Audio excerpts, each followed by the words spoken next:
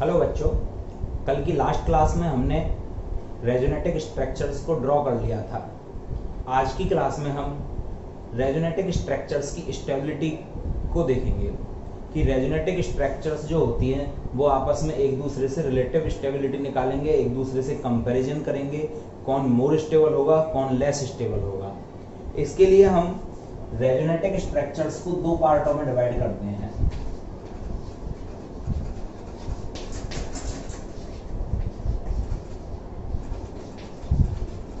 रेजोनेटिक structure को दो भागों में हम क्लासिफाई कर देते हैं।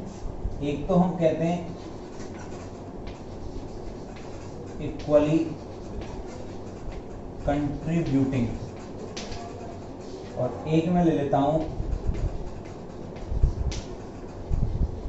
Unequally contributing. क्या मीनिंग है इन दोनों वर्डों का? इक्वली मतलब एक समान, अनइक्वली मतलब एक समान नहीं होगी। जैसे मैं दोनों को एक बार आपको क्लियर कर देता हूं, उसके बाद हम आगे की बात करेंगे। इक्वली कंट्रीब्यूटिंग का मतलब क्या होता है? देखो, जैसे एग्जांपल्स के थ्रू मैं बताता हूं आपको। ये मेरे पास एक बेंजीन रिंग है।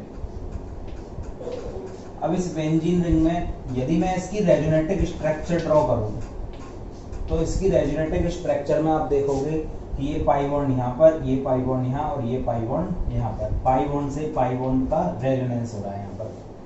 तो दोनों रेजोनेटिक स्ट्रक्चर बिल्कुल इक्वल हैं, इनकी एनर्जी, इनकी स्टेबिलिटी बिल्कुल सेम ही होगी, तो ये इक्वली कंट्रीब्यूटिंग कहलाती हैं। और देखो एग्जाम्पल हम देखें, सेकेंड एग्जाम्पल, जैसे CO3-2, ये कार्बोनेट है और कार्बोनेट की रेजोनेटिक स्ट्रक्चर क्या होती है? ये इसकी रेजोनेटिक स्ट्रक्चर है। अब देखो, ये इसकी नॉर्मल स्ट्रक्चर हो गई। अब इसकी रेजोनेटिक स्ट्रक्चर यदि हम ड्रॉ करें तो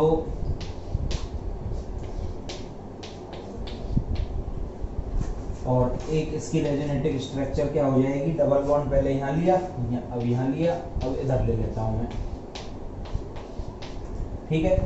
अब आप देखोगे तीनों ही रेजोनेटिक स्ट्रक्चर बिल्कुल सेम है। इस वाले में एक पाई बॉन्ड और दोनों ऑक्सीजनों पर नेगेटिव, यहाँ पर भी एक पाई बॉन्ड, दोनों ऑक्सीजनों पर नेगेटिव, यहाँ पर भी एक पाई बॉन्ड और दोनों ऑक्सीजन एटम्स पर नेगेटिव चार्ज है। तो position of pi bond he change हुई है, बाकी सब कुछ इक्वल है। तो इस सिचुएशन में ये जो तीनों रेजोनेटिक स्ट्रक्चर हैं, इनकी एनर्जी, स्टेबिलिटी बिल्कुल सेम ही होगी। और देखो एक एग्जांपल और देखते हैं,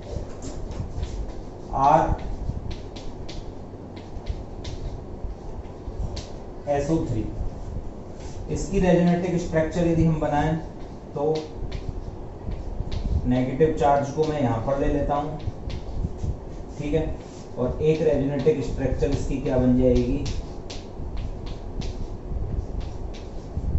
तो अब तीनों ही स्ट्रक्चर्स में आप देखोगे कि यहाँ सल्फर से दो डबल बॉन्ड, दो सिंगल बॉन्ड और एक ऑक्सीजन पर नेगेटिव, दो डबल बॉन्ड, दो सिंगल बॉन्ड और एक ऑक्सीजन पर नेगेटिव, दो डबल बॉन्ड, दो सिंगल बॉन्ड और एक ऑक्सीजन पर नेगेटिव चार्ज है। तो तीनों ही रेजोनेटिक स्ट्रक्चर बिल्कुल सेम है, तो तीनों की एनर्जी, स्टेबिलिटी बिल्कुल सेम ही होगी। तो ऐसी स्ट्रक्चर्स जो बिल्कुल इक्वल होती हैं, सेम ही होती हैं, वो कहलाती है इक्वली कंट्रीब्यूटिंग, जिनकी स्टेबिलिटी एंड एनर्जी बिल्कुल सेम होती है, इनमें कोई चेंजेस नहीं आता है। और ऐसी स्ट्रक्चर्स के लिए हम स्टेबिलिटी कंपेयर नहीं करते हैं। नेक्स्ट बात आती है अनइक्वली कंट्रीब्यूटिंग। तो एग्जांपल देते हैं इसका, CH2 negative, C double bond O और H। अब देखो इसकी रेजोनेटिक स्ट्रक्चर यदि मैं यहाँ पर ड्रॉ करता हूँ तो यहाँ पर मैं इस कार्बन एटम को यहाँ से इलेक्ट्रॉन दे दूंगा, तो ऑक्सीजन मोर इलेक्ट्रोनेगेटिव है, ये इसके इलेक्ट्रॉन ले लेगा और इसकी रेजोनेटिक स्ट्रक्चर क्या बन जाएगी? CH2 डबल बॉन्ड, यहाँ पर C ऑक्सीजन, यहाँ पर नेगेटिव चार्ज आ जाएगा और इधर हाइड्रोजन एटम आ जाएगा। ठीक है। अब ये रेजोनेटिक स्ट्रक्चर बनेगी। अब पहली स्ट्रक्चर में आप देखोगे ऑक्सीजन पर कोई नेगेटिव चार्ज नहीं है और यहाँ पर क्या जनरेट हो चुका है? नेगेटिव चार्ज जनरेट हो चुका है। और यहाँ पर कार्बन एटम पर एक नेगेटिव था जो यहाँ पर आकर खत्म हो चुका है। तो ये दोनों स्ट्रक्चर सेम नहीं है और इस सिचुएशन में दोनों की स्टेबिलिटी डिफरेंट होगी। ठीक है। और एग्जांपल देखो,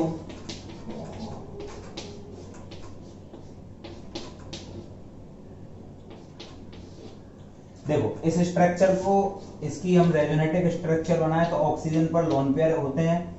अब इस सिचुएशन में क्या होगा, इस ये जो बॉन्ड है, इस बॉन्ड के इलेक्ट्रॉन यहां पर दे दिए जाएं इस पॉजिटिव चार्ज को, यहां पर वैकेंट ऑर्बिटल हो जाएगा। रेजोनेटिक स्ट्रक्चर में जो हमने केस फर्स्ट कहा था कि डबल बॉन्ड वैकेंट ऑर्बिटल के साथ कॉन्जुगेशन में हो, तो यहां पर क्या स्ट्रक्चर बन जाएगी आपकी, यहां पर सिंगल बॉन्ड हो जाएगा, और सिंगल बॉन्ड हो जाएगा तो यहां से ऑक्सीजन के इलेक्ट्रॉन जा रहे हैं, तो यहां पर ऑक्सीजन पर चार्ज कौन सा आ जाएगा, पॉजिटिव चार्ज, और यहां पर एक्चुअली एक इलेक्ट्रॉन इस कार्बन का और एक ऑक्सीजन का आ जाएगा, तो यहां पर एक बॉन्ड का फॉर्मेशन हो जाएगा।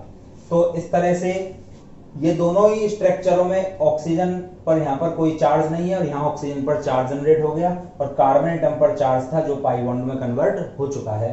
तो ये दोनों रेजोनेटिक स्ट्रक्चर इक्वल नहीं है, तो ऐसी स्ट्रक्चर क्या कहलाती हैं, unequally contributing. CH2 plus OH, यहां देखोगे आप कार्बन एटम पर पॉजिटिव चार्ज है और ऑक्सीजन पर लोन पेयर, ये अपने इलेक्ट्रॉन इसको दे देगा, तो इस सिचुएशन में क्या बन जाएगा, CH2 डबल बॉन्ड O, और ऑक्सीजन पर कौन सा चार्ज जनरेट हो जाएगा, पॉजिटिव चार्ज। अब इस सिचुएशन में क्या होगा, ये दोनों ही स्ट्रक्चर अनइक्वल हो चुकी हैं, क्योंकि यहाँ ऑक्सीजन पर कोई चार्ज नहीं है और यहाँ पर क्या आ चुका है, चार्ज आ चुका है। तो इस सिचुएशन में ये दोनों डिफरेंट है, और डिफरेंट है तो इनकी स्टेबिलिटी एंड एनर्जी भी ऑल्सो डिफरेंट होंगी। तो ऐसी स्ट्रक्चर्स जो होती हैं वही मेरी क्या कहलाती हैं, अनइक्वली कंट्रीब्यूटिंग स्ट्रक्चर कहलाती हैं। और अनइक्वल कंट्रीब्यूटिंग स्ट्रक्चर जो होती हैं उन्हीं के लिए हम स्टेबिलिटी का कंपेयर करते हैं। तो अब देखते हैं इनके लिए रिलेटिव स्टेबिलिटी क्या निकलती है और कैसे निकाली जाती है। तो अनइक्वल स्ट्रक्चर्स जो होती हैं उनमें हम रिलेटिव स्टेबिलिटी कैसे निकालते हैं, तो कुछ रूल्स होते हैं जिनकी सहायता से हम इलेक्ट्रोनेगेटिविटी को कंपेयर करके स्टेबिलिटी निकालेंगे। हम यहाँ पर चार्ज को देखकर स्टेबिलिटी निकालेंगे, number of pi bonds calculate करके स्टेबिलिटी निकालेंगे, चार्ज सेपरेशन को देखेंगे। तो कई रूल्सों के आधार पर हम अनइक्वल रेजोनेटिक स्ट्रक्चर्स जो होती है उनकी स्टेबिलिटी को कंपेयर करते हैं। देखो कुछ एग्जांपल्स की सहायता से मैं इस टॉपिक को और क्लियर करता हूं आपके लिए। जैसे सबसे पहले मैं यहाँ पर रूल फर्स्ट ले लेता हूँ। देखो रूल फर्स्ट में मेरे पास है stability is directly proportional to number of pi bond present in resonating structures. ये मेरे पास कोई एक स्ट्रक्चर है, इसकी रेजोनेटिक स्ट्रक्चर बनाते हैं। ऑक्सीजन की इलेक्ट्रोनेगेटिविटी ज्यादा होती है, इस कारण इस बॉन्ड के इलेक्ट्रॉन इधर शिफ्ट होंगे और इस बॉन्ड के इलेक्ट्रॉन इधर शिफ्ट हो जाएंगे। तो क्या रेजोनेटिक स्ट्रक्चर बनेगी इसकी, यहाँ पर सिंगल बॉन्ड नेगेटिव चार्ज, ये वाला बॉन्ड यहाँ पर आ जाएगा तो डबल बॉन्ड, और यहाँ पर आ जाएगा पॉजिटिव चार्ज। इसको मैं ए नाम दे देता हूँ और इसको मैं बी नाम दे देता हूँ। अब आप देखो दोनों ही स्ट्रक्चरों में यहाँ पर पाई बॉन्ड की संख्या 2 है और यहाँ पर पाई बॉन्ड की संख्या 1 ही है, तो A is more stable than B. ठीक है, ए की स्टेबिलिटी बी से क्या हो जाएगी, ज्यादा हो जाएगी। और देखो CH3C डबल बॉन्ड OH, ये एसिटिक एसिड है। अब इसकी एक रेजोनेटिक स्ट्रक्चर में इस तरह से ड्रॉ कर देता हूं। इस कार्बन से इलेक्ट्रॉन ऑक्सीजन पर चले जाए और यहाँ पर आ जाए पॉजिटिव चार्ज। इसको मैं ए नाम दे देता हूँ और इसको मैं बी नाम दे देता हूँ। तो ये दोनों जो रेजोनेटिक स्ट्रक्चर मेरे पास बनी है, तो यहाँ पर नंबर ऑफ पाई बॉन्ड 1 है और यहाँ पर नंबर ऑफ पाई बॉन्ड 0 है। तो number of pi bond directly proportional to stability of resonating structure. तो A is more stable than B, इस वाले केस में भी यही निकल के आएगा। ठीक है, और एग्जांपल देखें। इनऑर्गेनिक बेंजीन की बात की थी हमने लास्ट लेक्चर में। तो इनऑर्गेनिक बेंजीन में एक्चुअली होता क्या है, पाई बॉन्ड्स पाए जाते हैं। अब यहाँ नाइट्रोजन पर क्या उपस्थित है, लोन पेयर्स, और बोरॉन के पास वैकेंट ऑर्बिटल है। तो इसकी एक स्ट्रक्चर और ड्रॉ कर देता हूं मैं यहाँ पर।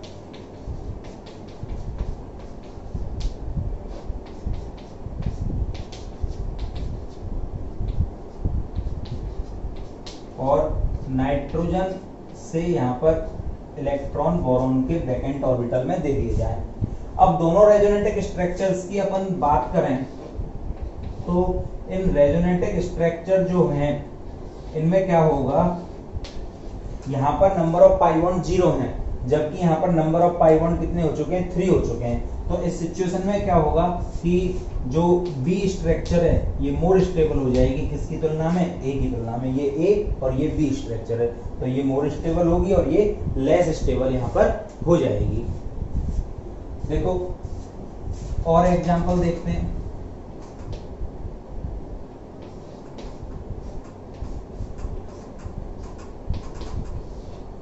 ये एक कोई स्ट्रक्चर है और इसका कंपेयर करना है हमें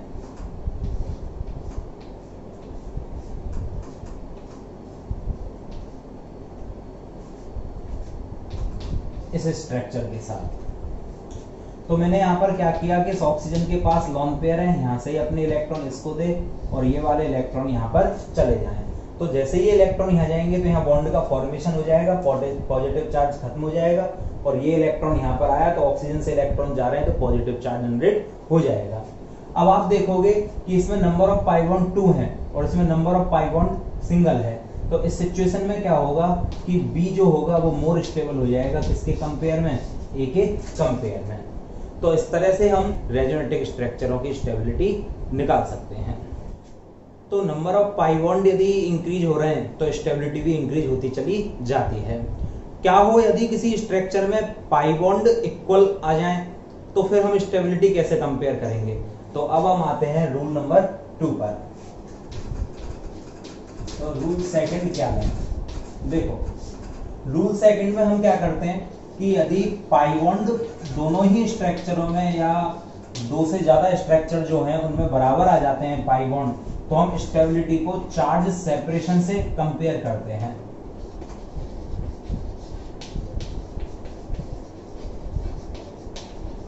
मींस चार्ज सेपरेट जिस स्ट्रक्चर में होगा वो लेस स्टेबल होगी और न्यूट्रल स्ट्रक्चर जो होगी वो मोर स्टेबल होगी। देखो कैसे, जैसे एग्जांपल के लिए मैं बात करता हूं एसिटिक एसिड।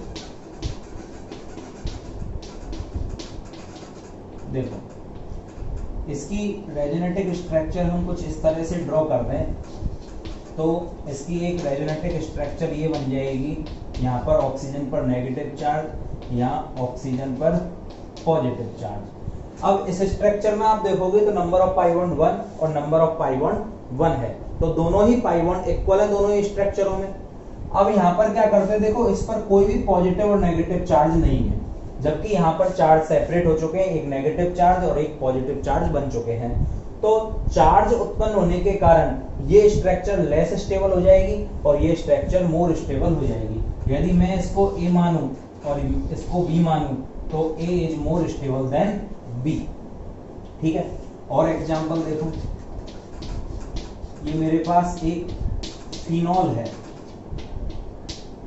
अब फिनॉल में मैं यहाँ से एक इलेक्ट्रॉन इस को दे दूं और यहाँ से कार्बन को दे देता हूँ, तो इसकी एक स्ट्रक्चर क्या हो जाएगी मेरे पास, यहाँ पर डबल बॉन्ड ऑक्सीजन इस पर पॉजिटिव आ जाएगा, कार्बन पर नेगेटिव चार्ज आ जाएगा और एक ये बन जाएगी।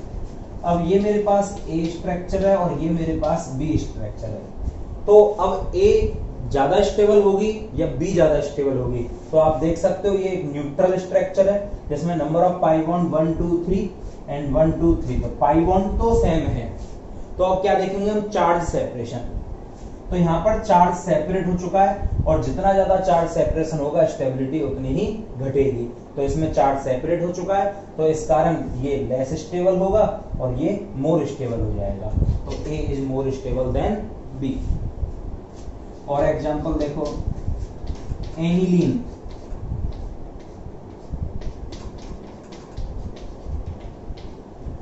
इसकी एक रेजोनेटिक स्ट्रक्चर यदि मैं ड्रॉ करूं यहाँ पर तो सेम एल्कोहल की तरह, फिनॉल की तरह ही बन जाएगी। और क्या स्ट्रक्चर बनेगी, या नेगेटिव चार्ज NH2 नाइट्रोजन से इलेक्ट्रॉन गए, इस कारण पॉजिटिव चार्ज, और ये एज इट इज ही रह जाएंगे। अब ये ए स्ट्रक्चर है और ये बी स्ट्रक्चर है, तो ए न्यूट्रल है और बी में चार्ज सेपरेट हो चुके हैं, पॉजिटिव और नेगेटिव जनरेट हो चुके हैं। Number of pi bond 1 2 3 and 1 2 3, तो वो तो बराबर है, तो क्या होगा, A is more stable than B. तो सबसे पहले हम बात करते हैं पाई बॉन्ड की। यदि किसी रेजोनेटिक स्ट्रक्चर में नंबर ऑफ पाई बॉन्ड ज्यादा हैं तो वो मोर स्टेबल होती है, और पाई बॉन्ड यदि इक्वल आ जाते हैं तो फिर हम रूल 2 पर आते हैं, जहां पर चार्ज सेपरेशन जिसमें हो जाता है वो लेस स्टेबल, और जिसमें चार्ज सेपरेट नहीं हो पाता है वो मोर स्टेबल हो जाती है। क्या हो यदि किसी रिंग में पाई बॉन्ड भी इक्वल हो और चार्ज भी सेपरेट हो जाए, तो फिर दोनों ही रिंगों में चार्ज सेपरेशन हो, दोनों ही रिंगों में पाई बॉन्ड इक्वल हो, तो फिर हम किस चीज से कंपेयर करेंगे। तो यदि पाई बॉन्ड और चार्ज सेपरेशन बिल्कुल इक्वल होता है तो फिर हम रूल नंबर 3 पर जाते हैं, और वहां पर हम चेक करते हैं ऑक्टेट कंप्लीट के आधार पर कि किसी रेजोनेटिक स्ट्रक्चर में जितने ज्यादा एटम्स का ऑक्टेट कंप्लीट होता है वह मोर स्टेबल होती है, और जितने कम एटम्स का ऑक्टेट कंप्लीट होगा वो लेस स्टेबल होती है। रूल हम 3rd में हम लेते हैं कि stability is directly proportional to complete octet maximum atom. जितने ज्यादा एटम का ऑक्टेट कंप्लीट होगा वह मोर स्टेबल होगा, और जितने कम का ऑक्टेट कंप्लीट होगा वह लेस स्टेबल होगा। BH2 CH double bond Cl और नेगेटिव चार्ज। अब आपको पता है बोरॉन के पास वैकेंट ऑर्बिटल होता है और क्लोरीन पर यहां पर नेगेटिव चार्ज है। अब क्या हो, देखो क्लोरीन के पास नेगेटिव चार्ज है तो नंबर ऑफ इलेक्ट्रॉन क्लोरीन के आउटर मोस्ट सेल में कितने होते हैं, 7, और नेगेटिव का मतलब एक एक्स्ट्रा, तो 2 4 6 7 एंड 8। और बोरॉन के पास क्या होता है, एक वैकेंट ऑर्बिटल होता है, जैसे मैं इस तरह से बना देता हूं।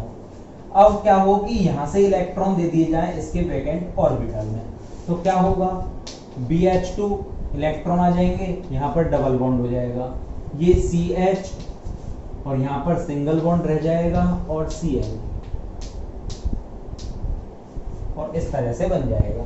देखो क्लोरीन का ऑक्टेट कंप्लीट है, कार्बन में एक बॉन्ड, एक हाइड्रोजन से बॉन्ड बनेगा कुछ इस प्रकार से, और बोरॉन के 2 बॉन्ड इस प्रकार से बन जाएंगे, तो 2 4 6 8 ऑक्टेट कंप्लीट, 2 4 6 8 कंप्लीट, और 2 4 6 8 कंप्लीट। एक बॉन्ड में 2 इलेक्ट्रॉन होते हैं, तो यहाँ पर सभी एटम का ऑक्टेट कंप्लीट हो चुका है। बोरॉन के आउटर मोस्ट सेल में नंबर ऑफ इलेक्ट्रॉन 3 होते हैं, एक इलेक्ट्रॉन इसने गेन कर लिया, तो यहाँ पर नेगेटिव चार्ज बन जाएगा।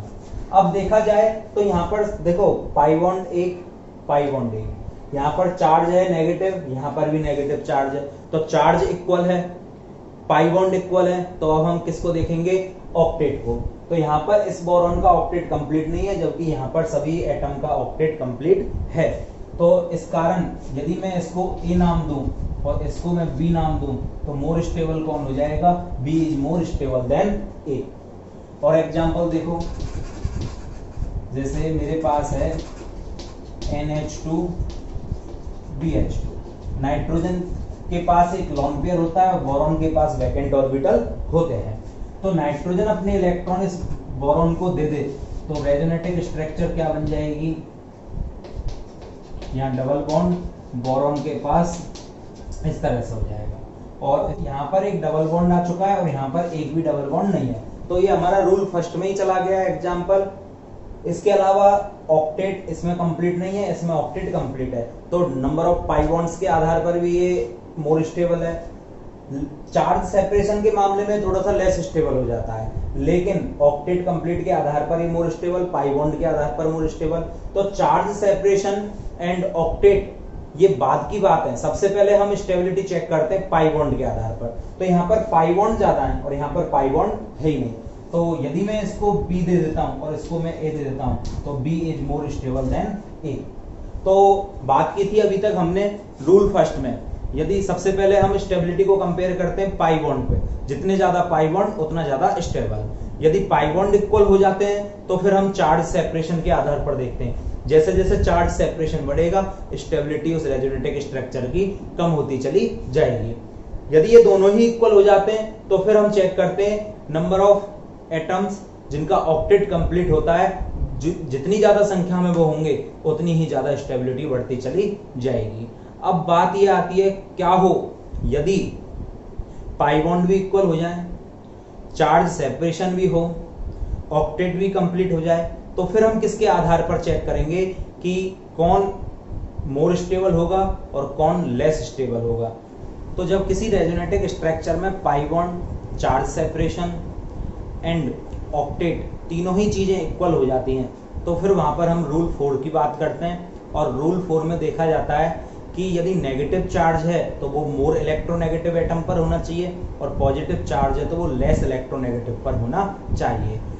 पॉजिटिव चार्ज को कम विद्युत ऋणी वाले पर और नेगेटिव चार्ज को अधिक विद्युत ऋणी वाले पर होना चाहिए। तो देखो 1 नंबर पर देखते हैं हम, ये दोनों रेजोनेटिक स्ट्रक्चर हैं, इसको ए दे देता हूं मैं और इसको बी दे देता हूं।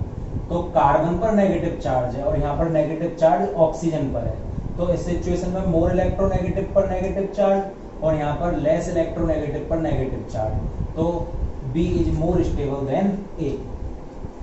2 में देखो यहाँ पर ऑक्सीजन पर नेगेटिव चार्ज है और यहाँ पर कार्बन पर नेगेटिव चार्ज है, तो ये वाला मोर स्टेबल हो जाएगा, इसको ए नाम दे देते हैं, इसको बी नाम दे देते हैं, तो A is more stable than B. ठीक है। 3rd को देखो, कार्बन पर नेगेटिव चार्ज और नाइट्रोजन पर नेगेटिव चार्ज। इसमें चेक करते हैं नाइट्रोजन पर और ऑक्सीजन पर नेगेटिव चार्ज और यहाँ कार्बन और ऑक्सीजन पर नेगेटिव चार्ज। तो देखो less electronegative, more electronegative, more electronegative, more electronegative, more electronegative, less electronegative. तो यदि मैं ये ए मानूं, ये बी और ये सी मान लूं मैं, तो इस सिचुएशन में क्या होगा कि जो बी वाली स्ट्रक्चर है, नाइट्रोजन भी मोर इलेक्ट्रोनेगेटिव एटम है, ऑक्सीजन भी मोर इलेक्ट्रोनेगेटिव एटम है, तो इस सिचुएशन में बी सबसे ज्यादा क्या हो जाएगा, स्टेबल हो जाएगा। अब बात करते हैं ए और सी की, तो ए में लेस इलेक्ट्रोनेगेटिव, मोर इलेक्ट्रोनेगेटिव और लेस इलेक्ट्रोनेगेटिव, मोर इलेक्ट्रोनेगेटिव। तो नाइट्रोजन और ऑक्सीजन में से नाइट्रोजन की इलेक्ट्रोनेगेटिविटी ऑक्सीजन के कंपेयर में थोड़ी सी क्या होती है, कम होती है, तो फिर प्रायोरिटी किसको जाएगी, स्टेबिलिटी की सी को, और सबसे लास्ट में लेस स्टेबल कौन हो जाएगा, यहाँ पर ए सबसे लेस स्टेबल हो जाएगा। 4th में देखते हैं, देखो नेगेटिव चार्ज कार्बन एटम पर है जो कि लेस इलेक्ट्रोनेगेटिव है, जबकि यहाँ नेगेटिव चार्ज ऑक्सीजन एटम पर है जो कि मोर इलेक्ट्रोनेगेटिव होगा। तो ये यदि ए है और ये बी है तो B is more stable than A. ठीक। क्वेश्चन नंबर 5 में देखें, तो क्वेश्चन नंबर 5 में देखो आप, यहाँ पर कोई चार्ज ही नहीं है और यहाँ पर नेगेटिव चार्ज लेस इलेक्ट्रोनेगेटिव पर है और पॉजिटिव चार्ज मोर इलेक्ट्रोनेगेटिव पर है। अब आपको पता है यदि मोर इलेक्ट्रोनेगेटिव पर पॉजिटिव चार्ज आएगा तो वो वैसे लेस स्टेबल हो जाएगा, पर इस क्वेश्चन को आप इस तरह से ना देखकर दूसरे तरह से और देख सकते हो कि ये एक न्यूट्रल है और यहाँ पर चार्ज सेपरेट हो रहे हैं और न्यूट्रल स्ट्रक्चर मोर स्टेबल होती है। चार्ज सेपरेशन जैसे जैसे होगा वहां स्टेबिलिटी डाउन होती चली जाएगी। तो ये ए और ये बी है, तो A is more stable than B. ठीक है। क्वेश्चन नंबर 6 को देखो, CH2 नेगेटिव, कार्बन पर नेगेटिव चार्ज, यहाँ पर सल्फर पर नेगेटिव चार्ज। सल्फर की इलेक्ट्रोनेगेटिविटी कार्बन से ज्यादा होती है, तो यदि इसको ए माना जाए और इसको बी माना जाए तो A is less stable than B. ठीक है। तो ए बी से कम स्टेबल हो जाएगा। क्वेश्चन नंबर 7 को देखते हैं। क्वेश्चन नंबर 7 में ये न्यूट्रल है, नेगेटिव चार्ज नाइट्रोजन एटम पर, ऑक्सीजन पर पॉजिटिव, यहाँ पर नेगेटिव चार्ज ऑक्सीजन एटम पर और नाइट्रोजन पर पॉजिटिव। तो ये न्यूट्रल, अब आपको पता है न्यूट्रल स्ट्रक्चर जो होती है वो तो सबसे ज्यादा स्टेबल होगी। तो यदि मैं इसको ए दे दूं, इसको बी और इसको सी, तो इस समय ए मेरे पास सबसे ज्यादा स्टेबल हो जाएगा। अब बी और सी में से कंपेयर करते हैं, तो मेरे पास बी पर भी पॉजिटिव और नेगेटिव चार्ज दोनों हैं और यहाँ पर भी पॉजिटिव और नेगेटिव चार्ज दोनों हैं। तो देखो नेगेटिव चार्ज यहाँ पर नाइट्रोजन एटम पर है, जबकि यहाँ पर ऑक्सीजन है, और ऑक्सीजन मोर इलेक्ट्रोनेगेटिव होता है, और जो मोर इलेक्ट्रोनेगेटिव होगा वो मोर स्टेबल हो जाएगा। तो सी ए की तुलना में थोड़ा सा कम और बी सी के कंपेयर में सबसे लेस स्टेबल हो जाएगा यहाँ पर। ठीक है, क्वेश्चन नंबर 8 को देखते हैं।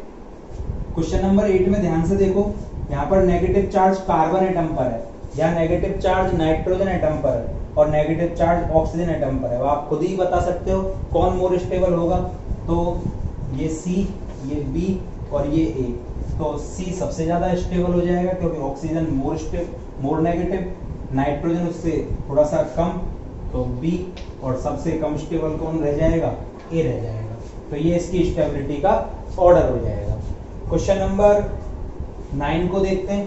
क्वेश्चन नंबर 9 में ऑक्सीजन पर नेगेटिव चार्ज है, और यहाँ पर नेगेटिव चार्ज नाइट्रोजन पर है, और यहाँ नेगेटिव चार्ज है ही कार्बन एटम पर, सॉरी। तो नेगेटिव कार्बन पर, ऑक्सीजन पर, नाइट्रोजन पर। अब आप स्वयं बताइए, यदि ये ए है, ये बी और ये सी, तो सब स्टेबिलिटी का ऑर्डर क्या हो जाएगा यहाँ पर? तो ए सबसे ज्यादा स्टेबल, बी उससे कम और सी सबसे कम। तो स्टेबिलिटी का ऑर्डर निकलेगा क्या? ये स्टेबिलिटी का ऑर्डर हो जाएगा।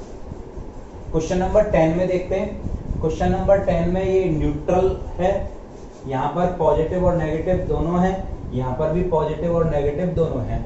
तो हम देखते हैं, ऑक्सीजन पर पॉजिटिव, यहाँ पर भी ऑक्सीजन पर पॉजिटिव, कार्बन पर नेगेटिव और कार्बन पर नेगेटिव। इन दोनों में सिचुएशन बिल्कुल सेम आ चुकी है। अब क्या होगा कि जब सिचुएशन सेम है तो क्या एनर्जी सेम हो जाएगी, स्टेबिलिटी सेम हो जाएगी। तो फिर हम यहाँ पर चार्ज सेपरेशन से तो निकाल नहीं पाएंगे। इसके अलावा हम यहाँ पर जो नेगेटिव चार्ज है वो दोनों में ही लेस स्टेबल पर आ रहा है। तो इस सिचुएशन में हम देखते हैं कि यहाँ पर पॉजिटिव और नेगेटिव बिल्कुल पास पास आ रहे हैं, जबकि यहाँ पर पॉजिटिव और नेगेटिव दूर दूर हो रहे हैं। ठीक है, चार्ज का सेपरेशन जो है वो थोड़ा दूर दूर है, और यहाँ पर चार्ज पास पास है। और जब चार्ज पास पास होंगे तो इस सिचुएशन में यहाँ पर अट्रैक्शन फोर्सेज लगने लगेंगे, और अट्रैक्शन फोर्सेज यदि लगेंगे तो वहां पर थोड़ी सी स्टेबिलिटी बढ़ जाएगी, और स्टेबिलिटी यदि बढ़ जाएगी तो सबसे ज्यादा स्टेबल तो न्यूट्रल ही होगा। तो सबसे ज्यादा स्टेबल तो ये ए, ये बी और ये यदि सी हो तो सबसे ज्यादा स्टेबल तो ए ही होगा। फिर बी इससे थोड़ा कम स्टेबल और सी सबसे कम स्टेबल हो जाएगा। तो ये ऑर्डर यहाँ पर निकल के आएगा। क्यों?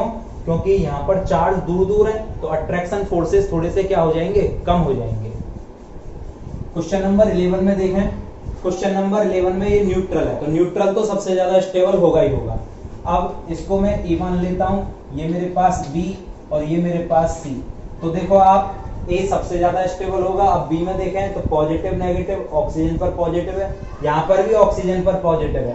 तो यहाँ पर क्या है, चार्ज दूर दूर है और यहाँ पर थोड़े नियर अबाउट है, पास पास है। तो स्टेबिलिटी का ऑर्डर क्या हो जाएगा, सबसे ज्यादा स्टेबल ए हो जाएगा। फिर उसके बाद सी, जहाँ पर चार्ज सॉरी बी, और फिर सी सबसे ज्यादा स्टेबल रहेगा। क्वेश्चन नंबर 12 भी देखते हैं। क्वेश्चन नंबर 12 में ए स्ट्रक्चर जो है वो न्यूट्रल है, बी पर चार्ज सेपरेट हो चुके हैं और सी पर भी चार्ज सेपरेट है। तो आप देखोगे कि सबसे ज्यादा स्टेबल तो कौन हो जाएगा, ए ही सबसे ज्यादा स्टेबल रहेगा। अब बी और सी में देखते हैं, तो चार्ज यहाँ पर पास पास है और चार्ज यहाँ पर दूर दूर है। बाकी ऑक्सीजन पर नेगेटिव नेगेटिव और कार्बन पर पॉजिटिव, और यहाँ पर भी कार्बन पर पॉजिटिव चार्ज है। तो चार्ज जितने ज्यादा क्लोजली होंगे वहां पर अट्रैक्शन फोर्सेज ज्यादा हो जाएंगे, और अट्रैक्शन फोर्स बढ़ेंगे तो स्टेबिलिटी बढ़ेगी। तो पास पास होने पर स्टेबिलिटी थोड़ी सी इंक्रीज हो जाएगी।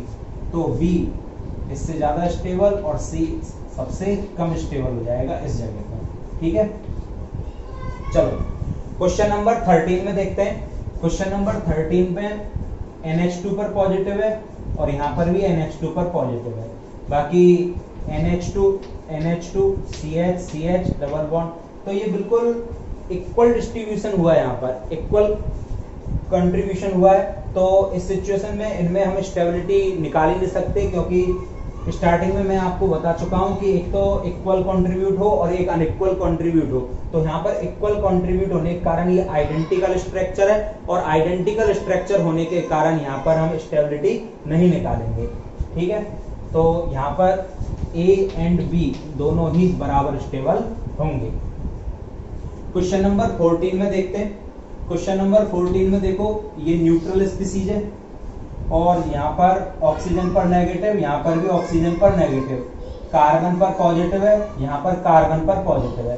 तो यहाँ चार्ज पास पास है और यहाँ चार्ज थोड़े दूर हैं। तो सबसे ज्यादा स्टेबल कौन हो जाएगा? A, उससे कम B और सबसे कम C स्टेबल हो जाएगा।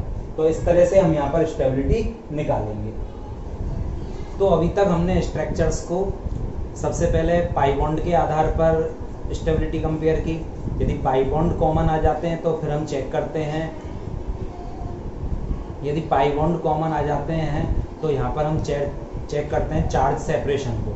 चार्ज सेपरेशन और पाई बॉन्ड कॉमन होते हैं तो फिर हम ऑक्टेट चेक करते हैं। ऑक्टेट भी यदि कॉमन होता है तो फिर हम इसके बाद चेक करते हैं negative charge more electronegative atom पर होना चाहिए और positive charge less electronegative atom पर होना चाहिए।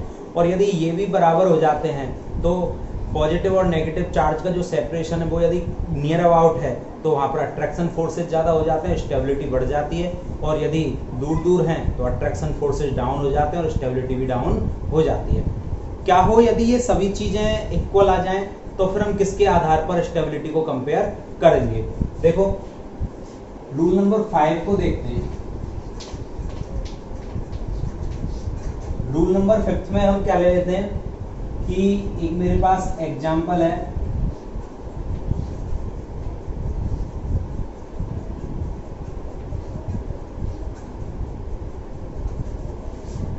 और पॉजिटिव चार्ज को मैं यहाँ ले लेता हूँ और इसकी एक रेजोनेटिक स्ट्रक्चर में बना देता हूँ इस तरह से कुछ।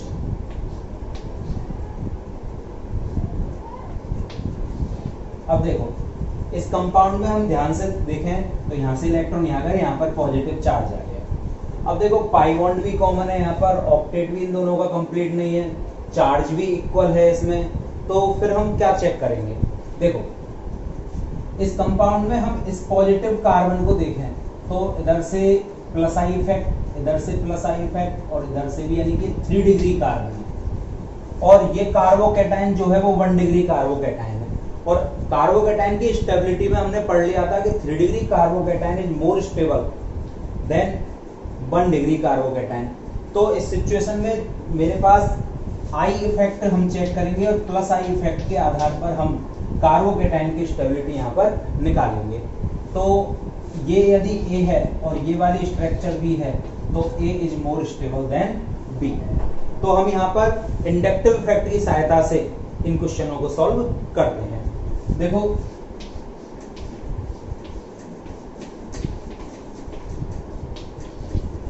इसकी रेजोनेटिक स्ट्रक्चर बनाऊंगा, यहाँ पर इलेक्ट्रॉन दे देता हूं तो फिर यहाँ पर सिंगल बॉन्ड पॉजिटिव चार्ज यहाँ जनरेट हो जाएगा और यहाँ पर डबल बॉन्ड बन जाएगा। अब इस स्ट्रक्चर में ये मेरे पास 2 डिग्री कार्बोकैटायन है और ये मेरे पास 1 डिग्री कार्बोकैटायन है। और आपको पता है 2 डिग्री कार्बोकैटायन मोर स्टेबल होता है किससे? 1 डिग्री कार्बोकैटायन से। तो A इज मोर स्टेबल हो जाएगा B से। यदि कार्बोकैटायन के स्थान पर कार्ब एनायन आ जाए तो सेम सिचुएशन उत्पन्न हो जाती है।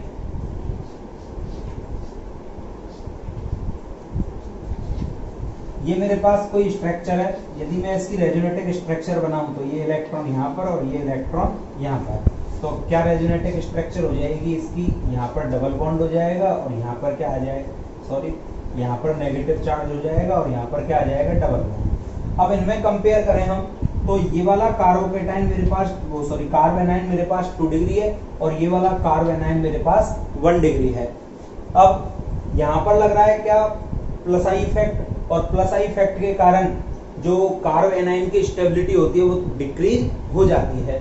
और यहाँ पर 2 डिग्री है तो 2 डिग्री लेस स्टेबल होगा, किसकी बजाय? 1 डिग्री के।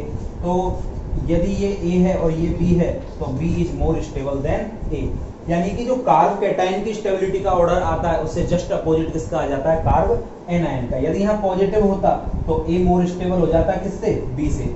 और एग्जांपल देखते हैं,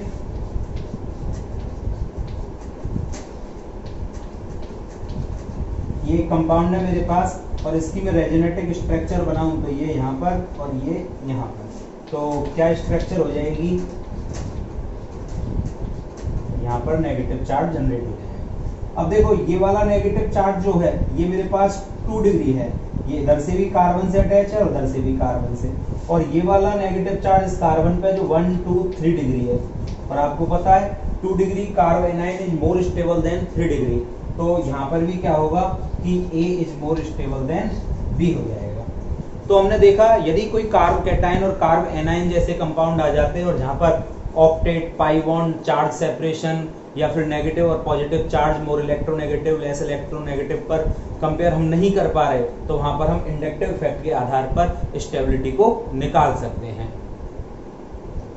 क्या हो यदि ये सभी इफेक्ट भी काम नहीं करें और इसके अलावा कुछ ऐसे एग्जाम्पल हमारे पास आ जाएं जहां पर हम स्टेबिलिटी को इन सभी से नहीं निकाल पाएं।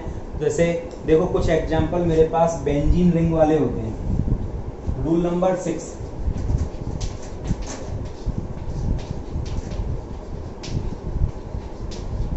फ्रिश रूल के नाम से इसको जानते हैं हम। जैसे मेरे पास एक एरोमेटिक कंपाउंड है,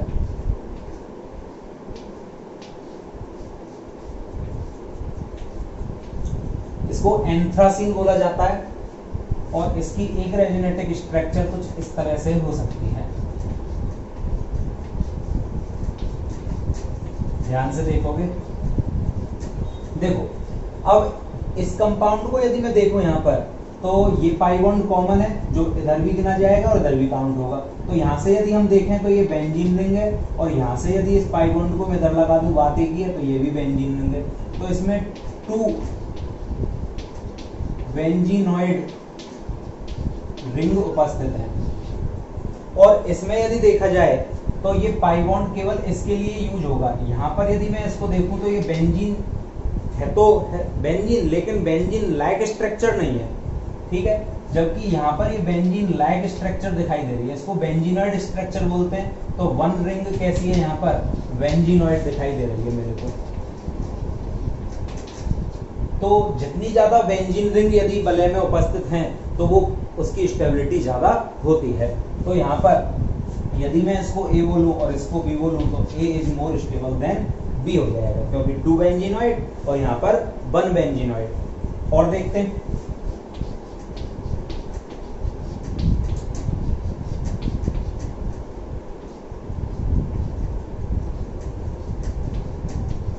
देखो इस कंपाउंड को एंथ्रासीन बोला जाता है।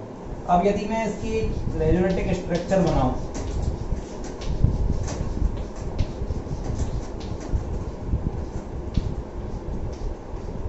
तो इसकी एक रेजोनेटिक स्ट्रक्चर ये हो सकती है।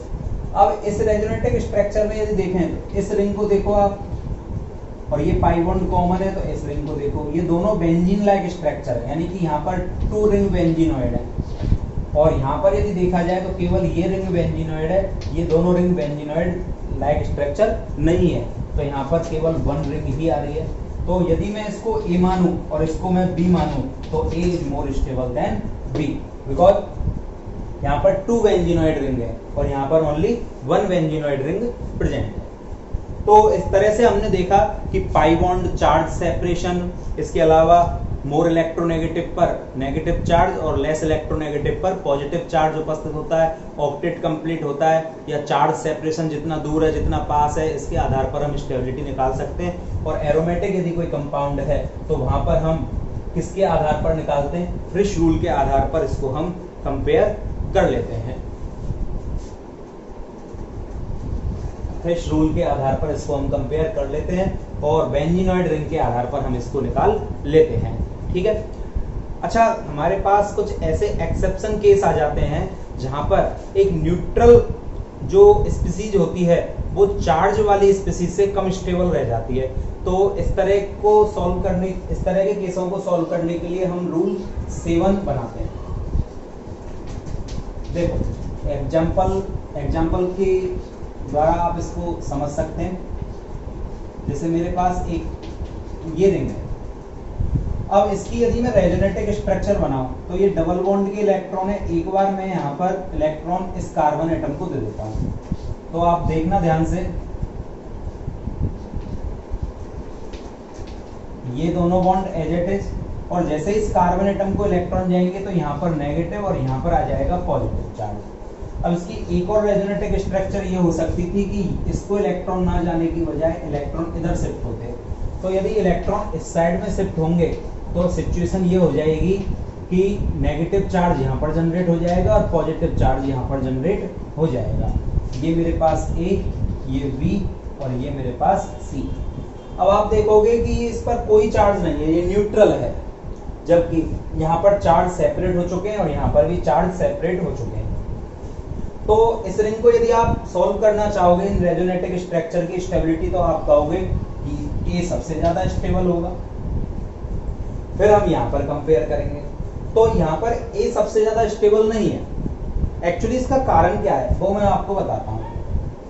देखो, ये जो B स्ट्रक्चर है और C स्ट्रक्चर है, इसमें हम यहाँ पर देखें कि इस रिंग को देखो आप ध्यान से केवल, इसमें पाई बॉन्ड ये है जिसमें 2 इलेक्ट्रॉन है, एक पाई बॉन्ड ये है जिसमें 2 इलेक्ट्रॉन है, तो नंबर ऑफ पाई इलेक्ट्रॉन कितने हो गए? 4 पाई इलेक्ट्रॉन। और यहाँ पर हम देखें तो ये 2 पाई इलेक्ट्रॉन है, 2 इलेक्ट्रॉन एक बॉन्ड में होते हैं और ये पाई इलेक्ट्रॉन है, और ये भी 2 पाई इलेक्ट्रॉन है। और नेगेटिव चार्ज क्या है? एक्चुअली डिलोकलाइज होता है, तो ये भी पाई इलेक्ट्रॉन में काउंट होते हैं। तो 2, 4 एंड 6, यहाँ पर 6 पाई इलेक्ट्रॉन अवेलेबल है।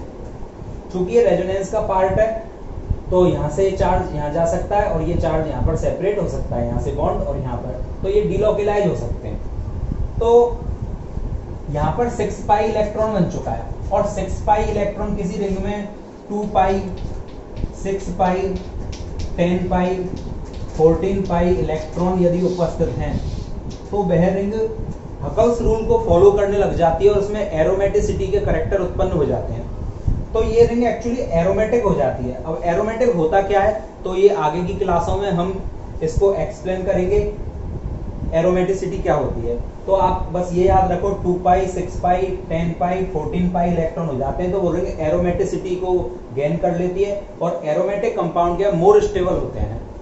जबकि यहाँ पर 4 पाई इलेक्ट्रॉन हो जाए, तो इस सिचुएशन में क्या होती है, 8 पाई इलेक्ट्रॉन हो जाए तो रिंग एंटी एरोमेटिक हो जाती है,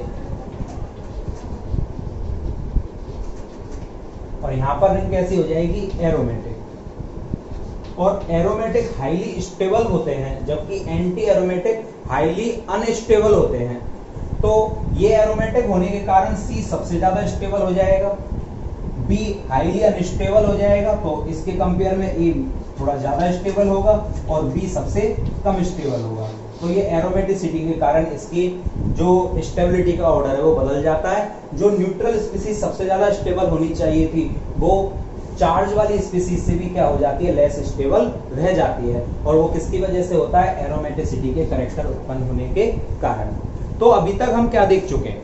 हमने देखा कि सबसे पहले हम यदि कोई रेजोनेटिक स्ट्रक्चर दे दी जाएगी, तो हम सबसे पहले यहाँ पर निकालेंगे पाई बॉन्ड के आधार पर। यदि पाई बॉन्ड वहां पर बराबर आ जाते हैं, तो इसके बाद हम चार्ज सेपरेशन देखेंगे। चार्ज सेपरेशन भी यदि इक्वल आ जाता है, तो वहां पर हम देखते हैं ऑक्टेट कंप्लीट है या नहीं है। यदि ऑक्टेट कंप्लीट हो जाता है, तो इसके बाद हम चेक करते हैं कि वहां पर नेगेटिव चार्ज जो है वो मोर इलेक्ट्रोनेगेटिव पर होना चाहिए और पॉजिटिव चार्ज लेस इलेक्ट्रोनेगेटिव पर होना चाहिए। यदि ये भी इक्वल आ रहे हैं, तो फिर चार्ज सेपरेशन जो नियर अबाउट है, वहां पर अट्रैक्शन फोर्सेस के कारण वो ज्यादा स्टेबल हो जाएगा, और यदि दूर दूर हैं तो वहां पर लेस स्टेबल हो जाएगा।